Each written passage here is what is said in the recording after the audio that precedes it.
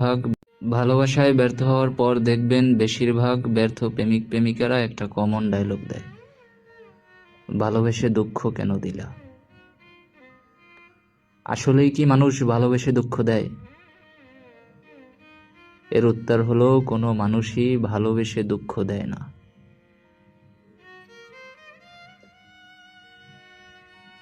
কাউকে ভালোবেসে দুঃখ দেওয়ার মতো দুঃসাহস মানুষের নেই। তাহলে যারা দুঃখ দিয়ে চলে গেছে তারা ভালোবাসেনি? তারাও ভালোবেসেছে, কিন্তু যখন দুঃখ দিয়েছে ওই মুহূর্তে আপনাকে ভালোবাসেনি। দেখুন, মানুষ যেমন পরিবর্তনশীল, মানুষের ভালোবাসাও পরিবর্তনশীল।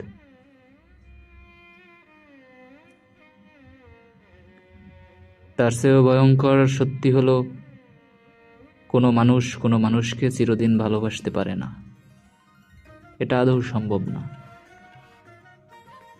একটা সময় পর না একটা সময় পর ভালোবাসা বিলীন হয়ে যায়। তাহলে বলতে পারেন, যারা ভালোবেসে আজীবন থেকে গেছে তারা কিভাবে সম্ভব হলো? আসলে তারা আজীবন থেকে গেছে ঠিক, কিন্তু এটা ঠিক না যে ভালোবেসেই আজীবন থেকে গেছে।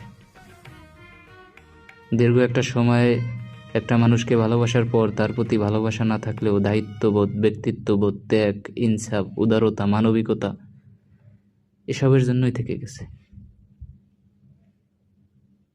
যারা প্রকৃত মানুষ তারা এটা সবাই জানে, দিন কখনো একরকমের যায় না। জীবনের বেশিরভাগ সময় আমাদের মানিয়ে চলতে হয়, তাই তারা এক কথায় নিজেকে মানিয়ে থেকে যায়। আর এই থাকাটা পৃথিবীর সবচেয়ে বড় মানবিকতা। যারা ছেড়ে গেছে তারা ভুল নয়, তারা সঠিক নিয়মেই ছেড়ে গেছে।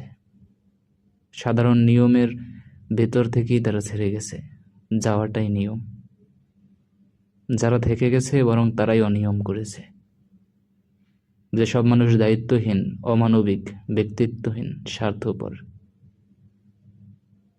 কিন্তু তাদেরও তো মানুষ হিসাবে আমরা চিনি, জানি, সেই সকল মানুষেরাই সঠিক নিয়মে একটা সময় পর ছেড়ে যায়। এটা স্বাভাবিক, যাবি। এখানে তাদের দোষ দিয়ে কোনো লাভ নেই, বা আপনি দোষ দিলেও তারা মানবে না, আমিও মানব না। আসলেই তাদের দোষ। কারণ থেকে যাওয়ার জন্য ভালোবাসার বাহিরেও মানুষের মাঝে যে গুণগুলো থাকা দরকার সেগুলো তাদের মাঝে নেই। এমনকি এটা যে তাদের ভুল এটা বোঝার বোধও তাদের ব্রেনে কখনো উদয় হয় না। তাহলে এটা কেমনে তাদের দোষ? তাদের ভেতরে যেটা নাই সেটা তারা পাবে কই?